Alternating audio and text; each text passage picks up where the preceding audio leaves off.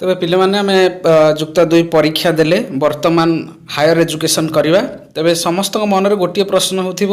ଯେ ଆମେ ଯେଉଁ ପରୀକ୍ଷା ଦେଲେ ତାର ସାର୍ଟିଫିକେଟ୍ କେଉଁଦିନ ଆସିବ। ଯେ ପ୍ରଥମତଃ ଆମକୁ 4ଟି ସାର୍ଟିଫିକେଟ୍ ମିଳିବ। ସେଥିମଧ୍ୟରୁ ମାର୍କସିଟ୍, କଣ୍ଡକ୍ଟ ଆଉ লিভিং जोटा आमको सेटा कॉलेज कर्तृपक्ष देवे एवं अन्य 3टी जाक सर्टिफिकेट वर्तमान जहाँ सूचना आसुची जे 8 तारीख रु आसला एवं 12 तारीख रु कॉलेज गुड़ाक आसिक सेटा पहुँचब बा कॉलेज कर्तृपक्ष जाकि सेटा को कलेक्ट करेंगे एवं आमको गोटे 19 तारीख रु 27 तारीख पर्यंत गोटे टाइम लाइन दिखाई सही तारीख भितर मीन्स 7 दिन भितर आमको जाइके जो कॉलेज रे आम अध्ययन करूथिले सही कॉलेज गुड़िकर एप्लिकेशन देई आमर 4टी जाक सर्टिफिकेट आम कलेक्शन करवा। एटा नोटिस होइछि जे 12 तारीख रु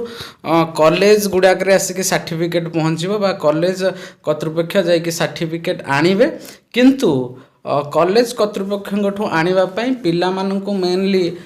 टाइम दिया जाइछि जे पिला माने से माने 19-20 तारीख रु जोटा आमर सरकारी छुट्टी दिन गुड़ी को छाड़ी देकी जो गुड़ाक छुट्टी थिबो सेही दिन गुड़ी को छाड़ी देकी अन्य जो डेट गुड़ाक रहिछि 27 तारीख पर्यंत से तारीख मध्य पिला माने कॉलेज को जाइके निज निजर सर्टिफिकेट आनी पारिबे एवं हायर स्टडी रे सेही सर्टिफिकेट को व्यवहार करि पारिबे। तबे एभली भाव में सठिक खबर सर्वप्रथमे पाइबा पई आज ही आम चैनल को सब्सक्राइब करंतु।